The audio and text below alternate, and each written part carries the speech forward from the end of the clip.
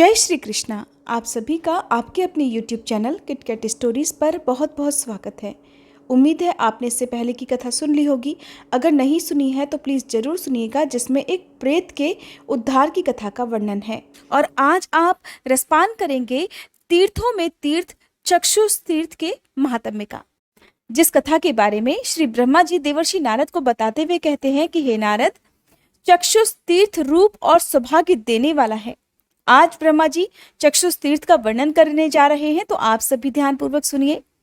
श्री ब्रह्मा जी कहते हैं कि जहां भगवान योगेश्वर गौतमी के दक्षिण तट पर निवास करते हैं, वहां पर्वत के शिखर पर भौवन नगर विख्यात स्थान है।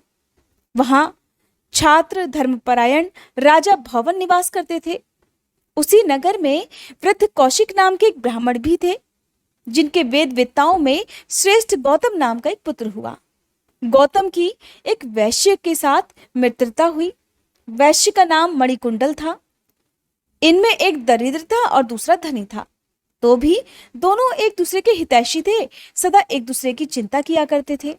एक दिन गौतम ने अपने धनी मित्र मणिकुंडल से एकांत में बड़े प्रेम से पूछा कि मित्र, हम लोग धन का उपार्जन करने के लिए पर्वतों और समुद्रों की यात्रा क्यों ना करें? अगर अनुकूल सुख न प्राप्त हुआ तो समझना चाहिए कि जवानी व्यर्थ गई। धन के बिना सुख कैसे प्राप्त हो सकता है? अहो, निर्धन मनुष्य को धिक्कार है। कुंडल ने ब्राह्मण से कहा कि मेरे पिता ने तो बहुत धन कमाया है, अब अधिक धन लेकर मैं क्या करूंगा? तब ब्राह्मण ने पुनः मणिकुंडल से कहा कि मित्र, जो धर्म अर्थ ज्ञान और भोगों से तृप्त हो जाए, ऐसा कौन पुरुष प्रशंसनीय माना जाता है? सखे, इन सब की अधिकाधिक वृद्धि ही समस्त शरीरधारियों को अभीष्ट होती है। इसीलिए वर्तमान समय में भी हर कोई धन कमाने के पीछे भागता है। जो प्राणी अपने ही व्यवसाय से जीवन निर्वाह करते हैं वे धन्य हैं। जो दूसरों के दिए हुए धन से संतोष लाभ करते हैं वे कष्ट से ही जीते हैं। जो पुत्र अपने बाहुबल का आश्रय लेकर धन का उपार्जन करता है और पिता के धन को हाथ से नहीं छूता, वह संसार में कृतार्थ होता है। धनाभिलाषी ब्राह्मण का ये कथन सुनकर वैश्य ने उसे सत्य मान लिया और फिर घर से रत्न लाकर गौतम को देते हुए कहा, मित्र, इस धन से हम लोग सुखपूर्वक देश देशांतरों में भ्रमण करेंगे और फिर धन कमाकर अपने घर को वापस लौट आएंगे। वैश्य तो अपनी सद्भावना के अनुसार सत्य ही कहता था, किंतु ब्राह्मण उसे धोखा दे रहा था। उसके मन में पाप था, किंतु वैश्य उसे ऐसा नहीं समझता था। दोनों ने आपस में सलाह की और अपनी माता पिता को सूचना दिए बिना ही धन कमाने के लिए देश देशांतर में चल दिए। उन्होंने अपने माता पिता को नहीं बताया कि हम परदेश में धन कमाने के लिए जा रहे हैं। तो रास्ते में वह ब्राह्मण सोचने लगा कि जिस किसी उपाय से हो सके वैश्य के पास जितना धन है वो सब ले लूं। अहो, पृथ्वी पर सहस्त्रों सुंदर नगर है, जहां काम की अधिष्ठात्री देवी जैसी अभीष्ट भोग प्रदान करने वाली युवतियां भी हैं। अगर यत्नपूर्वक धन लाकर उनको दे दिया जाए तो वे सदा भोगी जा सकती हैं और फिर वही जीवन सफल है। किसी प्रकार वैश्य से अपने हाथ में आए हुए धन को हड़प कर उसका इच्छानुसार उपभोग करूं। ये सोचते हुए गौतम ने मणिकुंडल से हंसते हंसते कहा। उसके मन में पाप था, तो वह हंसते हंसते कहने लगा कि मित्र, पाप से ही जीवों की उन्नति होती है और वे मनोवांछित सुख प्राप्त करते हैं। संसार में धर्मात्मा लोग दुख के ही भागी देखे जाते हैं, अतः एकमात्र दुख ही जिसका फल है, उस धर्म से क्या लाभ? अब वह ब्राह्मण अपने वैश्य मित्र को भी पाप के रास्ते पर चलने के लिए प्रेरित कर रहा है, जिसे सुनकर वैश्य कहने लगा, नहीं मित्र, ऐसी बात तो नहीं है। धर्म में ही सुख की स्थिति है और पाप में तो केवल दुख, भय, शोक, दरिद्रता और क्लेश ही रहते हैं। जहां धर्म है वही मुक्ति है। भला अपना धर्म क्या नष्ट हो सकता है? इस प्रकार विवाद करते हुए दोनों मित्रों में ये शर्त लग गई कि जिसका पक्ष श्रेष्ठ हो वह दूसरे का धन ले ले। तो वे बोले, अच्छा, अब हम चलकर दोनों किसी और से पूछते हैं कि धर्मात्मा प्रबल होता है या फिर अधर्मी।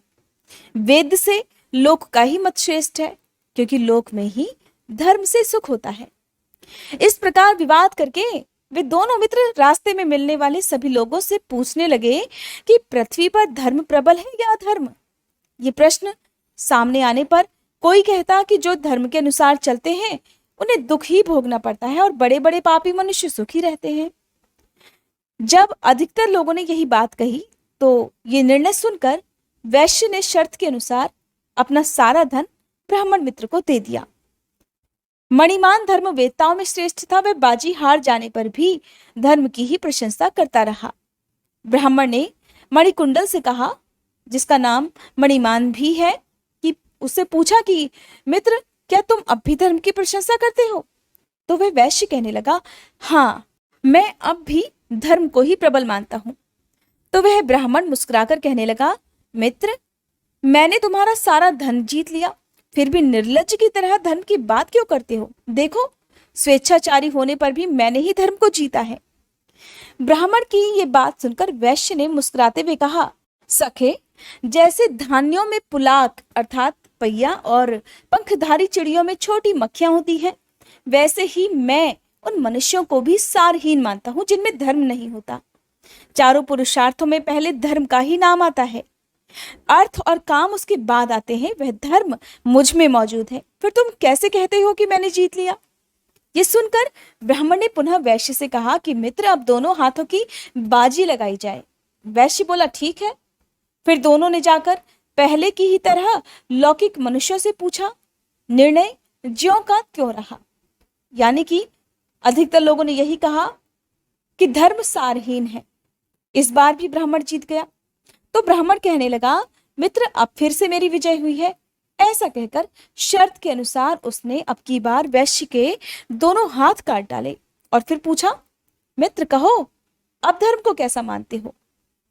ब्राह्मण के इस प्रकार आक्षेप करने पर वह वैश्य कहने लगा कि मेरे प्राण कंठ तक भी आ जाए तो भी मैं धर्म को ही श्रेष्ठ मानता रहूंगा। धर्म ही देहधारियों की माता, पिता, सुहृद और बंधु है। इस तरह दोनों मित्रों के बीच विवाद चलता रहा। विवाद चलते रहने के कारण हर बार ब्राह्मण धनवान हो गया और वैश्य धन के साथ साथ अपनी दोनों बाहों से भी हाथ धो बैठा। इसी तरह भ्रमण करते हुए दोनों गौतमी गंगा के तट पर आ पहुंचे, जहां योगेश्वर श्री हरि का निवास स्थान है। वहां आने पर फिर से दोनों में विवाद आरंभ हो गया। वैश्य गंगा, योगेश्वर और धर्म की ही प्रशंसा करता था, जिसे ब्राह्मण को बड़ा क्रोध आया और वह वैश्य पर आक्षेप करता हुआ बोला, धन चला गया, दोनों हाथ कट गए, अब केवल तुम्हारे प्राण बाकी हैं। अगर फिर से मेरे मत के खिलाफ कोई बात मुंह से निकालोगे तो मैं तलवार से तुम्हारा सिर भी काट लूंगा। मित्र की बात सुनकर वैश्य हंस पड़ा। उसने फिर से गौतम को चुनौती देते हुए कहा कि मित्र, मैं तो धर्म को ही अब भी बड़ा मानता हूं, तुम्हारी जैसी इच्छा हो कर लो। जो ब्राह्मण गुरु, देवता, वेद, धर्म और भगवान विष्णु की निंदा करता है, वह पापाचारी मनुष्य पाप रूप है। वह स्पर्श करने योग्य नहीं है। धर्म को दूषित करने वाले उस दुराचारी पापात्मा का परित्याग कर देना चाहिए। मित्र की ये बात सुनकर ब्राह्मण ने क्रोधित होकर कहा, वैश्य, यदि तुम धर्म की प्रशंसा करते हो तो फिर हम दोनों के प्राणों की बाजी लग जाए। वैश्य ने सुना तो कहा, ठीक है। फिर दोनों ने साधारण लोगों से पूछा, किंतु लोगों ने पहले जैसा ही उत्तर दिया।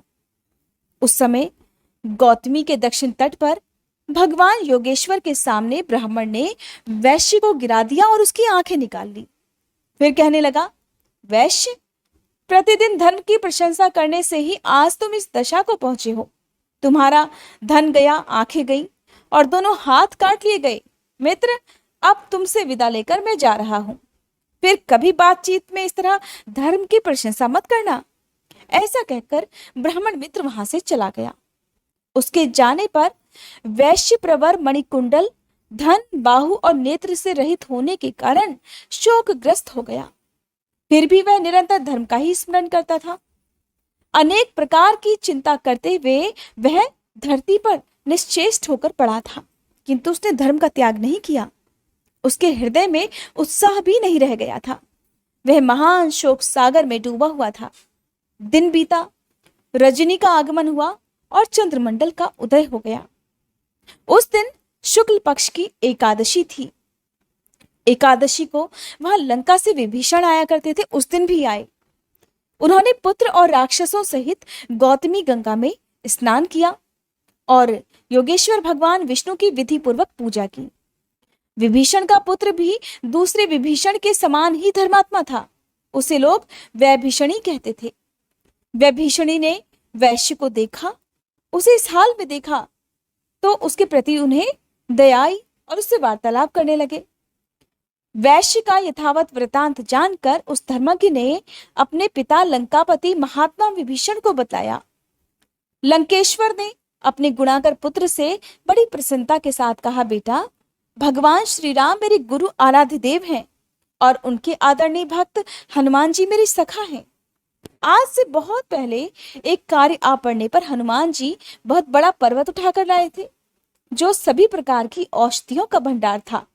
उस समय 2 औषधियों की आवश्यकता थी, विशल्यकरणी और मृत संजीवनी। उन दोनों औषधियों को लाकर उन्होंने भगवान श्री राम को अर्पित कर दिया था। जब उनकी आवश्यकता पूर्ण हो गई, तब वे पुनः उस पर्वत को उठाकर हिमालय पर्वत पर ले गए और वहीं रखाए। उस समय जाते समय हनुमान जी बड़े वेग से जा रहे थे, इसलिए विशल्यकरणी नाम की औषधि गौतमी गंगा के तट पर गिर पड़ी थी। जहां इस समय भगवान योगेश्वर का स्थान है, वहीं वह औषधि है। उसे ले आकर तुम भगवान का स्मरण करते हुए इसके हृदय पर रख दो। इससे यह उदार बुद्धि वैश्य अपने संपूर्ण अभीष्टों को प्राप्त कर लेगा। वैभीषणी बोला, पिताजी, अब मुझे शीघ्र ही वह औषधि दिखा दीजिए, विलंब मत कीजिए। दूसरों की पीड़ा दूर करने से बढ़कर तीनों लोकों में दूसरा कोई कल्याणकारी कार्य नहीं है। पुत्र की बात सुनकर विभीषण ने बहुत अच्छा कहकर पुत्र को वह औषधि दिखा दी। उसे मंत्रों से अभिमंत्रित कर उस वृक्ष की एक शाखा तोड़ ली और उसे ले आकर वैश्य के हृदय पर रख दिया। उसका स्पर्श होते ही वैश्य के नेत्र और हाथ ज्यों के त्यों हो गए। मणिमंत्र और औषधियों के प्रभाव को कोई नहीं जानता। वैश्य ने धर्म का चिंतन करते हुए फिर गौतमी गंगा में स्नान किया और योगेश्वर भगवान विष्णु को नमस्कार करके पुनः वहां से यात्रा की। उसने अपने साथ औषधि की टूटी हुई शाखा भी ले ली थी। अब देश देशांतरों में घूमता हुआ मणिकुंडल एक राजधानी में जा पहुंचा, जो महापुर के नाम से विख्यात थी। वहां के महाबली राजा महाराज के नाम से प्रसिद्ध थे और राजा के कोई पुत्र नहीं था। एक पुत्री थी, उसकी भी आंखें नष्ट हो गई थी। वह कन्या ही राजा के लिए पुत्र समान थी। राजा ने यह निश्चय किया था कि देवता, दानव, ब्राह्मण, क्षत्रिय, वैश्य, शूद्र, गुणवान या निर्गुण कोई भी क्यों न हो, मैं उसी को ये कन्या दूंगा जो इसकी आंखें ठीक कर देगा। मुझे अपने राज्य के साथ ही कन्या का भी दान करना है। महाराज ने ये घोषणा सब और कर दी थी। वैश्य ने ये घोषणा सुनी तो सुनकर कहा कि मैं निश्चय ही राजकुमारी की खोई हुई आंखें पुनः ला दूंगा। राज कर्मचारी ये बात सुनकर शीघ्र ही वैश्य को लेकर गए और महाराज को सारी बातें बताई। वैश्य ने उस शाखा का स्पर्श राजकुमारी के नेत्रों से जैसे ही कराया, राजकुमारी के नेत्र ठीक हो गए। ये देखकर राजा को बड़ा विस्मय हुआ। राजा ने पूछा, हे प्रभु, आप कौन हैं? वैश्य ने राजा से अपना सब हाल ठीक ठीक कह सुनाया। फिर कहने लगा, ब्राह्मणों के प्रसाद से तथा धर्म, तपस्या, दान, यज्ञ और दिव्य औषधि के प्रभाव से मुझ में ऐसी शक्ति आई है। वैश्य का ये कथन सुनकर महाराज को अत्यंत आश्चर्य हुआ और वे बोले कि अहो, ये महानुभाव कोई देवता ही होंगे, अन्यथा देवेतर मनुष्य में ऐसी शक्ति कहीं देखी नहीं जाती। अतः इन्हें राज्य के साथ ही अपनी कन्या भी अवश्य दूंगा। मन में ऐसा संकल्प करके राजा ने कन्या सहित राज्य वैश्य को दे दिया। मणिकुंडल राज्य को पाकर भी मित्र के समान संतुष्ट नहीं हुआ और वह सोचने लगा कि मित्र के बिना न तो राज्य अच्छा है और न सुख ही अच्छा लगता है। मित्र द्वारा इस तरह चले जाने के बाद भी वह वैश्य अपने ब्राह्मण मित्र को ही याद कर रहा था और उसके बिना उसे कुछ भी अच्छा नहीं लग रहा था। इस प्रकार वह सदा अपने ब्राह्मण मित्र का ही चिंतन किया करता था। इस पृथ्वी पर उत्तम कुल में उत्पन्न हुए साधु पुरुषों का यही लक्षण है कि अहित करने वालों के प्रति भी उनके मन में सदा कारुण्य ही भरी रहती है। एक दिन महाराज मणिकुंडल वन में गए हुए थे। वहां उन्होंने अपने पूर्व मित्र गौतम ब्राह्मण को देखा। पापी जुआरियों ने उसका सब धन छीन लिया था। धर्मज्ञ मणिकुंडल ने अपने ब्राह्मण मित्र को साथ ले लिया, उसका विधि पूर्वक पूजन किया और धर्म का सब प्रभाव भी बतलाया। फिर समस्त पापों की निवृत्ति के लिए गौतम को गंगा में स्नान कराया। वैश्य के देश में जो सगोत्र बंधु बांधव थे उनको तथा गौतम ब्राह्मण के बंधु बांधव वृद्ध कौशिक आदि को उन्होंने बुलवाया और फिर सबके साथ देव पूजन पूर्वक गौतमी के तट पर यज्ञ किया। फिर शरीर का अंत होने पर वे स्वर्गलोक को गए। वह स्थान मृत संजीवन तीर्थ, चक्षुष तीर्थ और योगेश्वर तीर्थ कहलाने लगा। वह स्मरण मात्र से ही पुण्य देने वाला, मन को प्रसन्न रखने वाला और समस्त दुर्भावनाओं का नाश करने वाला है। देवर्षि नारद को चक्षुष तीर्थ की महिमा के बारे में बताने के बाद श्री ब्रह्मा जी मौन हो गए।